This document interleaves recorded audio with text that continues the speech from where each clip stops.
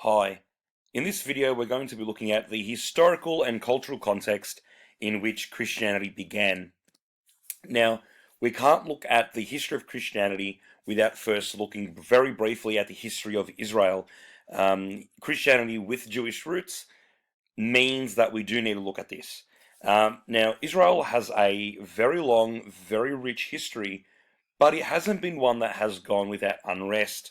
After the Israelites, ruled their land, then we had a series of foreign rulers from the Assyrians to the Babylonians, which then brings in the exilic period, so the Babylonian exile, which is where a lot of their sacred texts were written.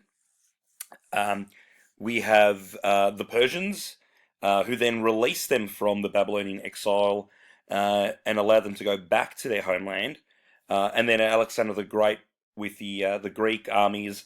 The Hellenistic period begins there, followed then by the Romans, conquering and ruling that land. Now we're going to stop looking at that point there where the Romans, take over, uh, because at about in year 70 AD, that's where the temple is destroyed, and the majority of the Jews in that area were then sort of spread throughout. So after that, obviously there is more history, but up till that point, that's where we're going to stop looking at the history of Christianity. Now, there are religious and cultural aspects as well here. Now, Christianity began about 2,000 years ago in the province of Judea. Now, the temple located in Jerusalem was the principal place of worship. Okay, the temple, I can't stress this enough, how important the temple was to the Jews at the time.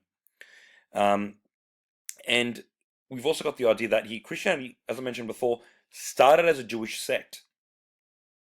Okay, the all the leaders of early Christianity were Jewish. All the early followers of Christianity were Jewish. So, ergo, if you understand Judaism, it helps you go a little bit further into helping to understand Christianity, because a lot of the rituals, a lot of the beliefs, a lot of the ideas in Christianity today still stem from the idea of their originators in Judaism. For example, the Last Supper or the Eucharist, linked with the idea of the Last Supper and the Passover meal. Now, the temple was the single most important component of Judaism. It was the one constant in their life, in the life of Jews, throughout years and years of foreign occupation.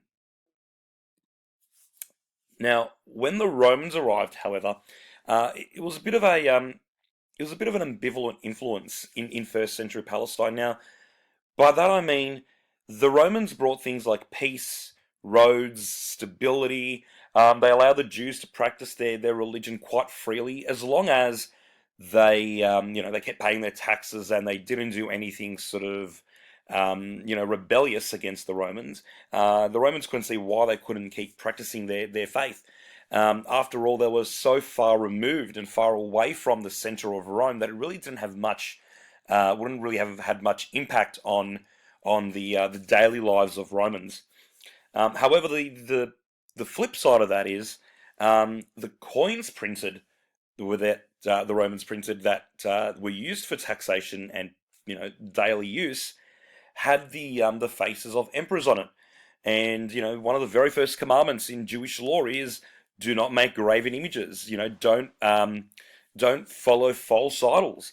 And having this face of an emperor was doing just that. It was an image of a false idol. And the Romans also, they also brought with them that foreign power where most occupied peoples had that disdain for. That they weren't really free. They were being, uh, you know, bullied around by someone else. And then we've also got the idea of um, the who was really in charge here. So King Herod the Great was really a client king. So he ruled the bulk of that land. However, he did so with Roman permission. So you can imagine the disdain that the Jews had for someone who was their king, but also king based on Roman permission. His power was only legitimized because of Rome, so he was seen as really being a bit of a puppet to Rome. Now, when King Herod the Great died, he did leave behind three sons who all assumed they were going to be inheriting land and wealth. However, the Romans decided to split it basically in three. So rather than each one being called king, um, each one was then given basically a third. They were then called tetrarchs. So tetra three. So they were rulers of a third of the land each. Um, Now, with that, then came even further tensions with a bit of infighting between brothers. One of his sons, also named Herod Antipas, he ignited tensions further when he divorced his wife, who was the daughter of a neighboring king. So it was a strategic marriage. He divorced her in order to marry his sister-in-law, his brother's wife.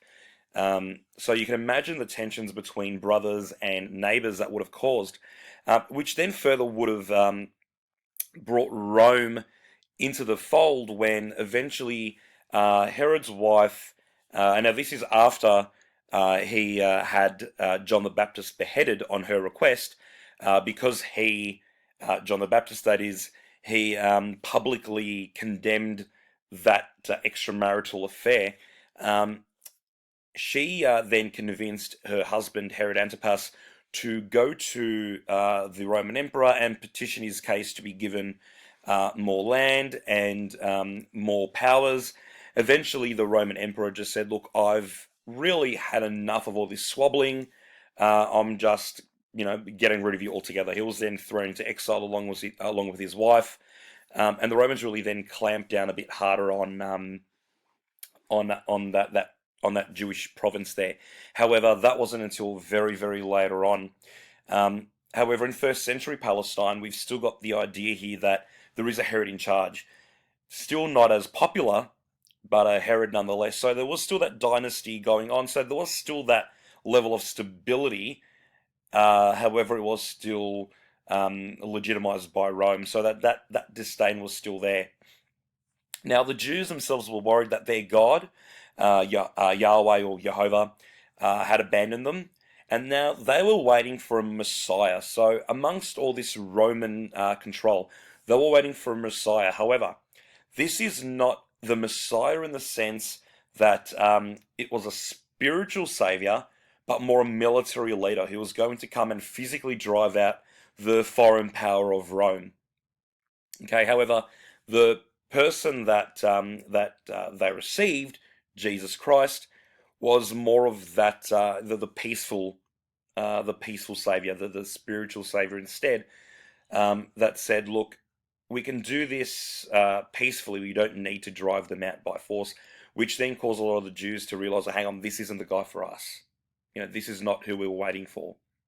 There was later on someone who did come along and try to do it through force. However, that then led the Romans to, a bit of a scorched earth policy, really. If we can't have, the Palestinian region, then no one can, and they destroyed the temple and drove them all out.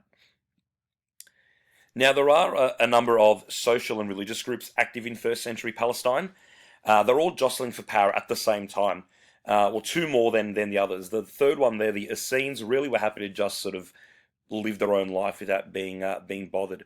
Now, the Essenes were a separatist religious group. They lived, in caves, in deserts, away from everyone else, away from general society. And their most important contribution to the understanding of this period in time is through the Dead Sea Scrolls, which were then found in Qumran in 1947. However, the two main groups that really jostled for power here were the Pharisees and the Sadducees. Now, the Pharisees were a religious sect of lay people. You didn't have to be wealthy, you didn't have to be elite to be part of the Pharisees, and they were an interpretive group, meaning that they read the the Torah, and they managed to interpret it and talk about what the deeper meaning was in order to understand it fully. Now, they exist today as modern Judaism, and perhaps the most famous Pharisee was Saul, who then later became Paul of Tarsus. And then we've also got the Sadducees. Now, this were again a religious sect of people. However, this was the high status elite. They were very conservative, they were very fundamentalist, very literal to the word of the Torah, to the point where they do not waver on anything it didn't say. Now, they controlled the temple. Now, remember, as I said, the temple was the most important part of Jewish society then. They controlled the temple, and they really had a dynasty of high priests where they sort of passed it down from father to son-in-law to grandson to brother. And what that meant was they controlled the finances and they controlled the idea of sacrifice here. Now, in order to become pure, in order to be a good Jew, you needed to sacrifice. Now, when Jesus came along, and if you're familiar with the story of Jesus flipping over the tables in the temple, driving out all the moneylenders, saying, look, you don't need a sacrifice. You don't need a sacrifice to be a good Jew. All you need to do is really be a good person. Follow God and be a good person. So this ruffled a few feathers because the high priest, their business was making sure that people sacrificed in order to be a good Jew, but then they were also running the farms that supply the animals that got sacrificed. So people would go there, purchase an animal, then go and sacrifice it. So really, they were almost double dipping with the faith. They were providing the animals to be sacrificed, but then on the other hand, they were also forcing people to sacrifice. So they were winning really well here. Okay, and this ruffled a lot of feathers. So, the tradition is that yes, the Romans are the ones that executed Jesus because Jews were actually forbidden to hand out corporal punishment. However, the Sadducees may have had a bit of a hand in terms of persuading the Romans into seeing it in their way, in terms of his persuading people to not pay taxes to Rome, which is really what the Romans were more concerned with. They couldn't care less if Jesus was telling people to worship one god or another, because remember, they were allowed to have their own faith. It was more along the lines of, hang on, if he's telling people to not give us money, well, that's something that we're going to be concerned about. And the thing that the Sadducees were most concerned about was Jesus was going around telling people, don't spend your money at the temple because you don't need to. So the Sadducees were very concerned with this because that was going to hit their back pocket. Basically, it was going to affect their finances. And they controlled the Sanhedrin, which was the I guess the council of the time. So they did have a very, very firm grasp of power. So what they wanted was to be free of Jesus in order to protect themselves as well. So look, I hope that this video gave you enough information to come to some sort of understanding of the historical and cultural background of first century Palestine in which Christianity developed. Thank you.